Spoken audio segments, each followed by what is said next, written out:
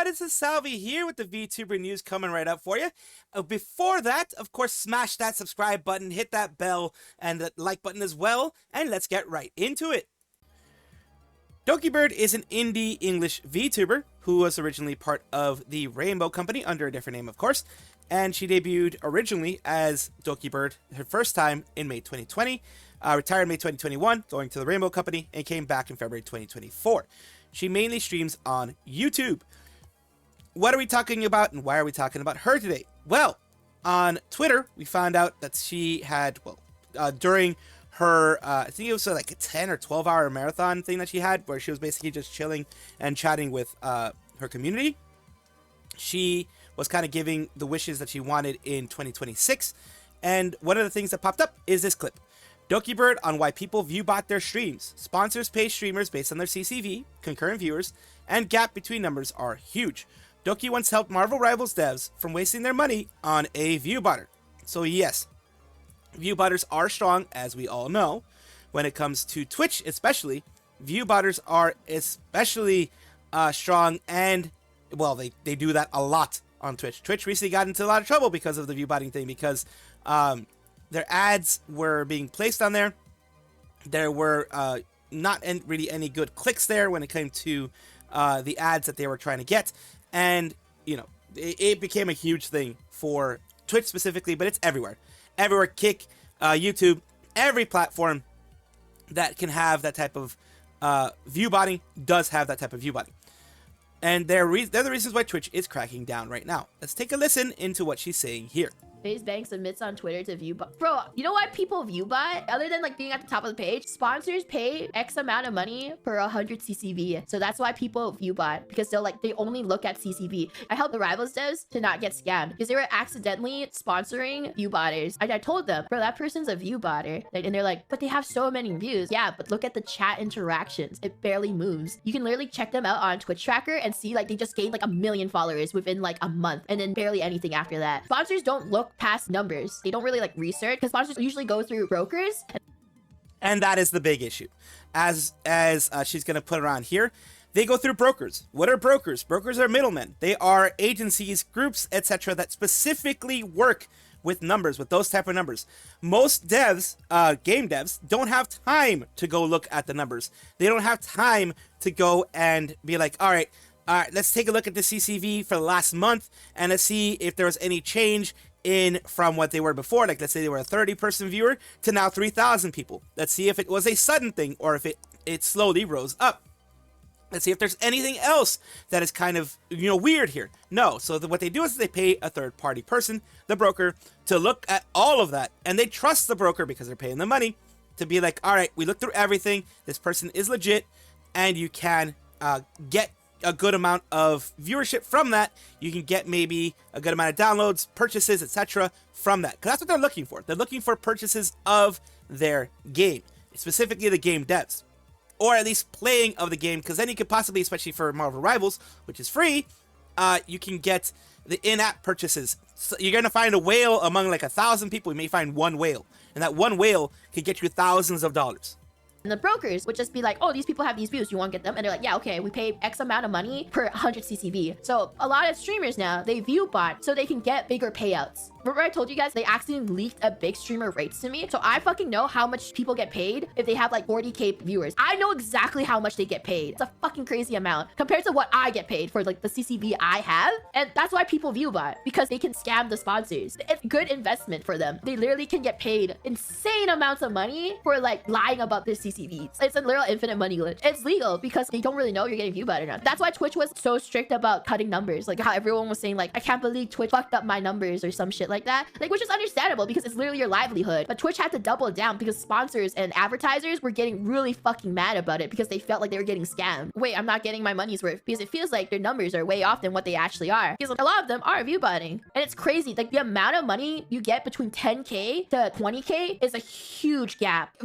And that's the thing. The viewbotters, the people who viewbot, they maybe are paying 10, 20,000 a month for the viewbots. But let's say they get a good sponsor. A good sponsor can give them 100,000 to 200,000 in that month of that they are running an ad there.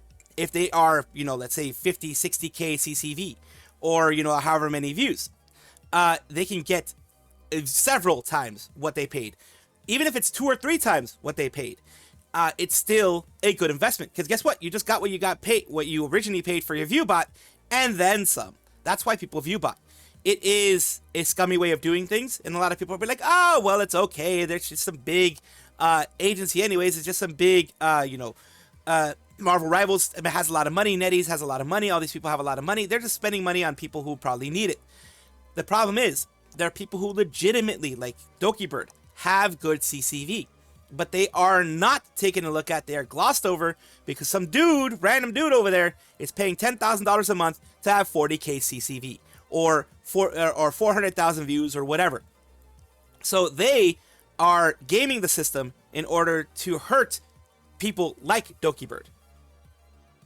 Viewbots are like fake viewers. Yeah, you're using a software to inflate your numbers. Sponsors are getting mad, but all they could do is blame Twitch. They can't really blame the streamer. Yeah, and now the numbers are super deflated because they went super fucking hard on it too. Apparently, like, Kick has lesser moderation for Kick streamers. They like Viewbot so hard because it's just good payday. No, Viewbotting is everywhere. It's not like nobody is safe from Viewbotting. And that is the big issue. Like I said, it's everywhere. It's not just Twitch. Twitch is the place where we all know now. Twitch is the place where we're all like, oh my god, this is horrible. And yes, they did knock down the numbers.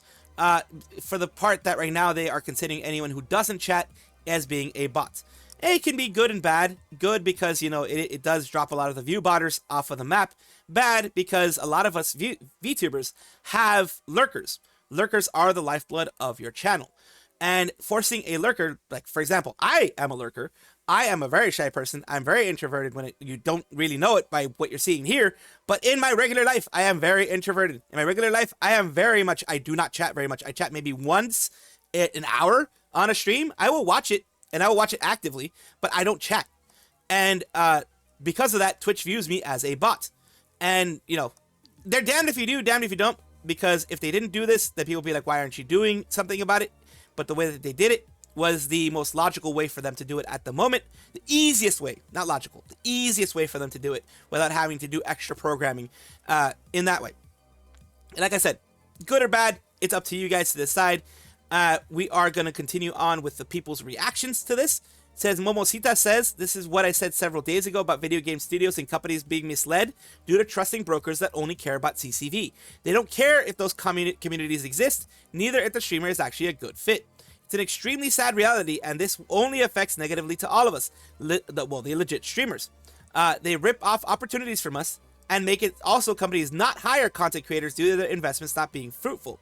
Like I said before, this hurts people that are actually working hard on their CCV, actually working hard on their stuff. And it says because they hire people that outright scam them or simply aren't good fits.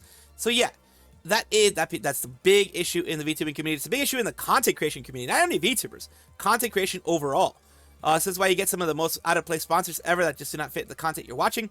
Blue Archive community called out enough for Nexon to realize it. Picking Sea-Dog, who freaks out over anime characters, to do a sponsored stream, an obvious example for this. And yes, there was a Blue Archive thing where it was going to be Zentreya, Sea-Dog, Giguk, and Iron Mouse that were going to be doing the Blue Archive, a Blue Archive sponsored stream. Sea-Dog has his, well, past hatreds of the anime community, or disliking of the anime community, of certain parts of the anime community at least. I said something on Trash Taste. I did show it back in the day. I did show it, I believe it was last week or something. But yeah.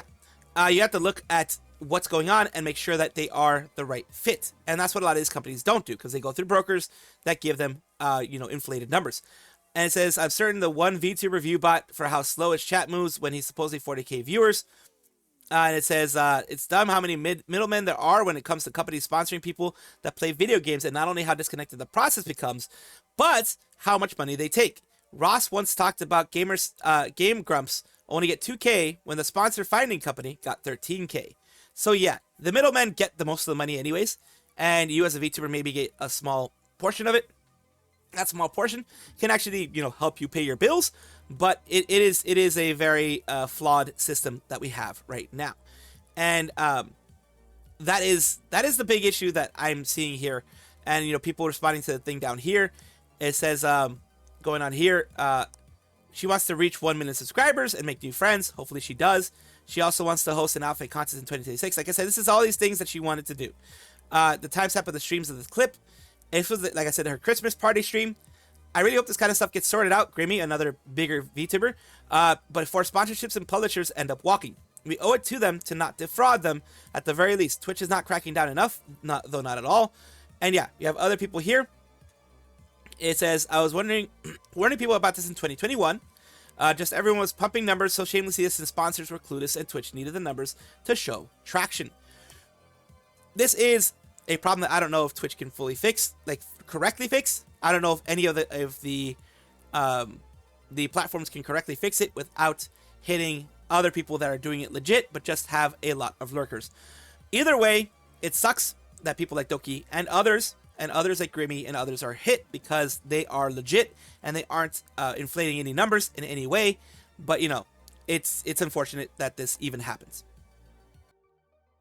Amare Kanata has graduated as of the 27th of December 2025. She was a female VTuber with the Japanese side of Hololive. She was part of Gen 4 along with Kiryu Koko, Watame, Toa, and Luna. And she did graduate. It was an emotional moment for everyone that was a fan of Kanata, and it was very emotional for Korone. Korone, along with others, along with I believe Lami and Asuki, popped in to give her some flowers during her, like in the middle moment of her stream, and we have her venting a little bit, rightfully so. She's saying the thing that a lot of fans and probably a lot of people inside of Hololive felt and still feel.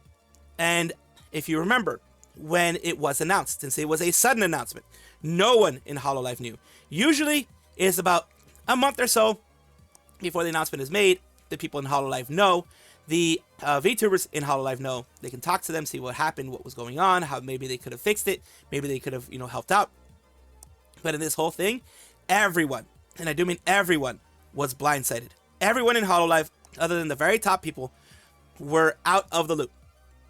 Tanigo, you know, Yago, and others in the top were in the loop, but these people were not. And Korone comes out here and vents her frustrations, not to be angry or anything like that, but just saying the words that everyone feels. I'm so lonely, so sad, don't go, rely on me. What the hell is an environment where you can't rely on anyone or basically, you know, talk to anyone or anything like that? It's too painful that even though there are so many people around, there were supposed to be, you bottle it all up and disappear alone. Today is the day I'm going to cry my heart out. And yeah, this is what people are saying here. Makes sense. It's like Kanata's graduation really felt like that. She didn't tell anyone. She barely talked to anyone about her problems. Just bottled them up and let those feelings eat away her passion for years. We've all seen people like that. Might even haven't been that person for a while. When you need someone, all you need is sometimes a different perspective. Not saying that might have helped here. Kanata is stubborn but meticulous. Even though she had close friends like Asuki and Lami, Kanata chose to carry it alone. Why Korone is so frustrated. And people here, poor dog, she just wants her daughter back. Over here, people should listen to how isolated Michi felt in Niji, and maybe take notes on what experience being unable to talk to others and maybe compare with Holo later on. The methods are very different, but isolation is such a social job, and this never goes well, especially when you can only talk about cool things you're doing under NDA. This is one issue that I'll have, and I'll say it right here with any company, Hololive and others. But Hololive is the one that I'm focusing on right now. I know Nijisanji has this, but Hololive is the one I'm focusing right now. What the heck is the use of an internal NDA? I understand external NDAs. I have worked for entertainment companies.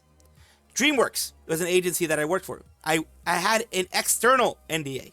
I could talk about projects within the sphere of anyone that worked in my specific building where I worked. I could talk about, because everyone knew about those projects. In the campus that I was a part of, everyone knew about those projects. So there was no internal NDA. If I talked to some dude in accounting about the project that's happening, I wouldn't get in trouble. These internal NDAs, if true, are BS. They should not exist. That is one critique I will give. Do not, that just creates like what's happening here. Social isolation. If you can only talk about cool things, about the things that people know about the things that, you know, the projects that are out in public, and not about projects that maybe you're doing internally, that's BS. If you can't trust your own employees with that kind of information, then that means you don't have trust. There's no trust in the agency at all. Of course, correct me if I'm misunderstanding things, but this is the way I'm taking it.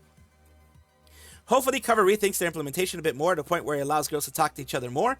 Like maybe allow some gen conversing without need of NDA. I don't know. Maybe hopefully it goes well. Would have to see the girls go through something similar to what Michi did. Would hate to see the girls go through something what Michi did. Took her ages to be able to open up again. Basically confirmed they have a leaker. Also, you can't really think just because they have NDAs means they can't talk to each other. NDAs are most likely just stuff projects they're on. They're still free to talk to each other and hang out that they have now. The Kanata chose not to disclose her problems to her coworkers, but just staff.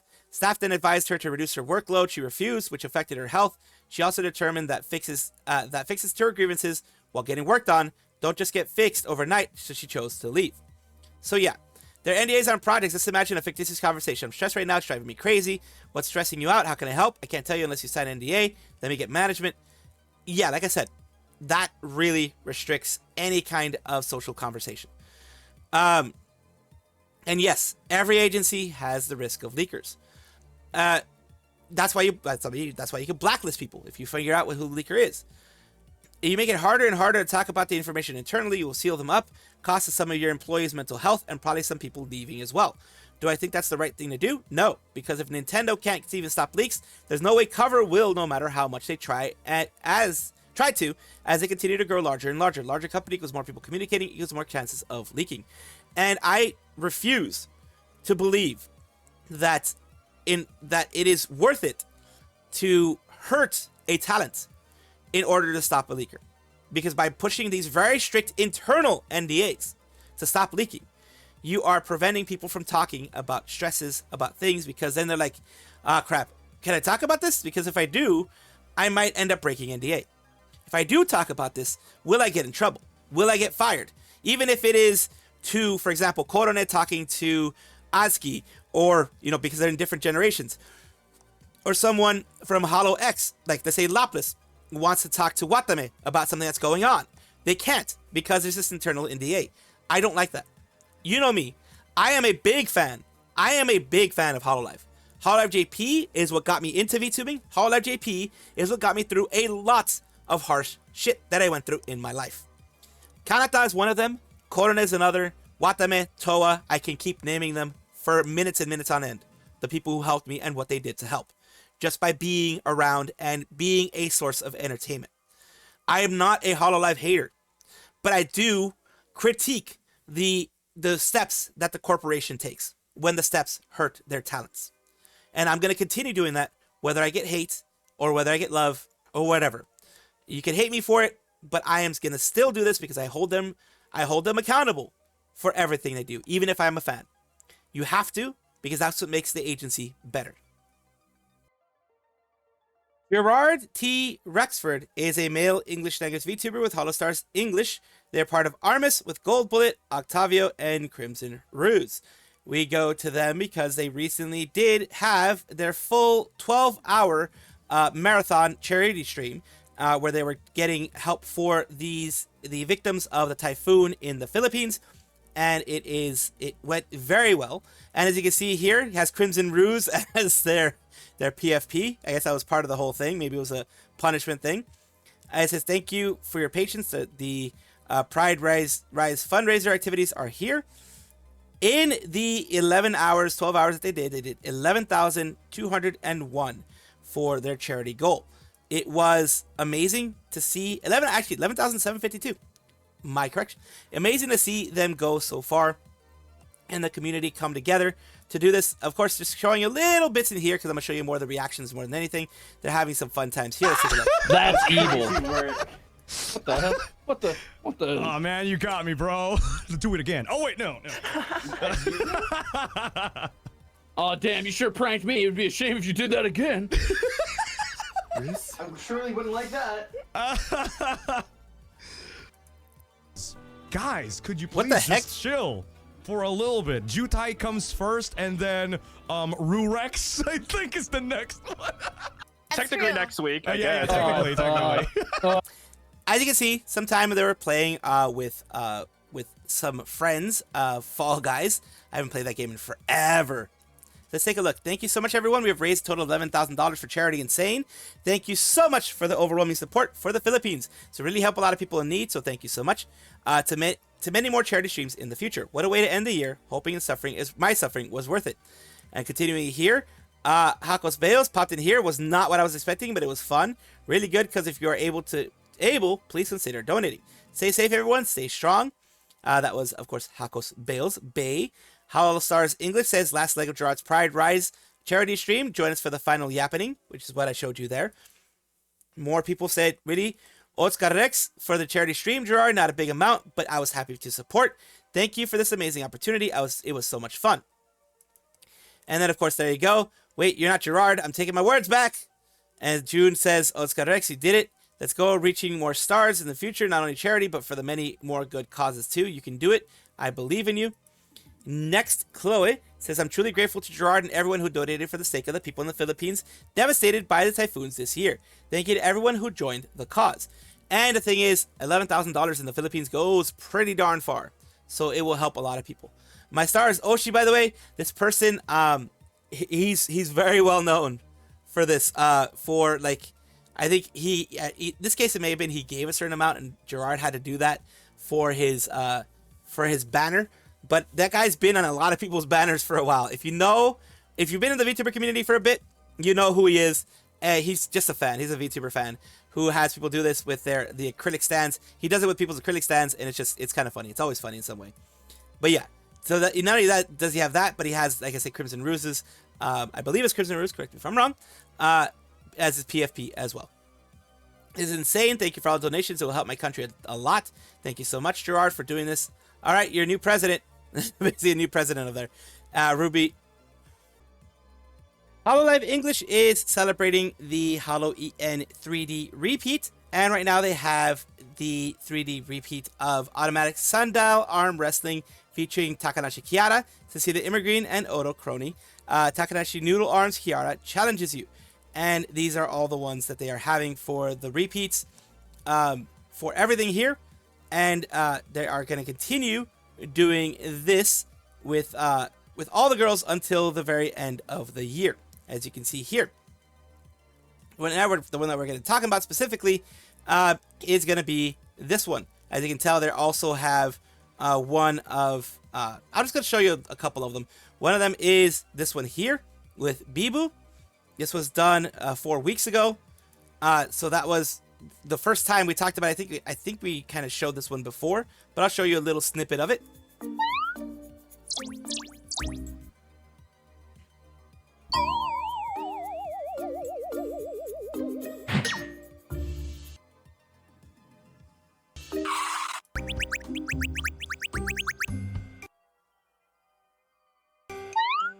So there we go, with Fuomoko twins and Bibu. And now this is the one that we were talking about originally, of Kiara. So I think, okay, this is my chance. Let's give it a try, because I'm known as Noodle Arms. And I had a pretty easy time against Cecilia. I was surprised. I thought she would be stronger. So I was roasting her. And she was like, what the fuck? What the fuck? No, don't roast me. And everybody in the room was quite amused by what was happening. Me and Cecilia, I was like, oh my god, you're weak! Well, I'm left-handed and you're losing against me. You're so weak. I'm known as Noodle Arms and you're losing against me. Oh my god! I was roasting the shit out of her. Giving mental damage and physical damage. And then I won. Emotional damage. With my right hand. Yo, pretty effortlessly. So there you go. She's gloating because she can. When she can gloat, she's gonna gloat, of course. So there you go. There you have it. The little bit of the Hololive fun there. And they're going to continue doing this, of course. They do have repeats and things like that, where they add the 3D portion of maybe a section that they were talking about inside of a stream, or other things like the one here, where they do a little skit there. Welcome back, everybody, to the VTuber Showcase, the place where I like to showcase up-and-coming VTubers of various sizes, shapes, forms, types, everything in between. The reason why I do this is simple. I want it to be a positive space for VTubing, a place where we can support each other, help each other out, and promote each other in this case. We have gotten over 1,020 so far, and we are going to keep going as long as I can keep finding them. So today we're taking a look at ForRest anniversary and anniversary. I got confused with it. I'm sorry. My mind goes weird, but here we go. Here's this little bit here. MargaretForRest channel, and they are doing Merry Xmas, a little short there, a little Paduru short, as well as some shorts here, some little shorter experiences they have. Wait, let's take a look here with the Mari experience. There is not such cute kitties. That is so cute. Which one's more like my boy? White power. I forgot how to heal. The flower. Where is the flower? What did I do? She just missed. So there we go. They seem to really have lots of fun when they're doing their whole thing on YouTube. It seems like they're primarily YouTube. At the very least, is what I'm gonna see here. Let's take a look at their links. Yeah, they primarily do YouTube, and they have some TikTok as well. They recently are doing Silent Hill, and they will be continuing this Silent Hill F. I have finished the game. It is a fun game. It is a interesting game. It is different than other Silent Hills. So it is, it is its own thing. Thank you so much for allowing me to showcase you on my channel, Margaret. I do hope this helps you in some way. Thank you guys for watching as always. And of course, take a look. And if you enjoy everything, like, comment, subscribe, hit the bell notification icon, all those things that YouTube asks of you. Really do appreciate you. Have a wonderful day.